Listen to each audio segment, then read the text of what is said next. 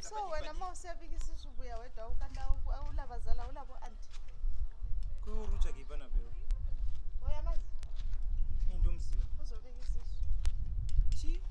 Kana uzangamfundisa ukuthi ubuya labo auntie nxa uzobikisa. Ayo usanyebedzera kuphusa bana kurucha ke bana. Khuluma la ngithi mina uzangamfundisa ukuthi ubuya labo auntie baba bezobikisa. Siso yani kwenini? Makoti phela nto uzobikisa. Makoti wani? Uyi mwana we? Mama. Mama sikona kuti achipinda kupi andimzivi mwana wenyu. Umntana kulo umzukulu wami. Mwana upi kwa muri kuona? Umntana akho wami olapho. Ngena Iwe. Yamosha ndakakudza kuti ndogara pana. Wakwe uindudza kuti nenu. Yani. Umntana akho shuwa. Andizive no takawandudza. Manje khami nambuye. Nupenga u. Ina ndisikuzizira. Manje lama indawo ngoba. Kana manje usho ukuthi Kalibobo. Wajefa vidini nazo. Kukune mama.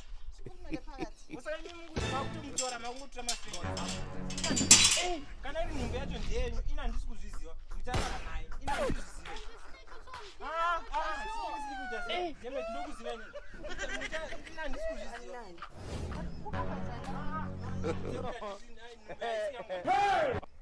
Alright, ngomzukulu wami engahlali lapha la uhlali la.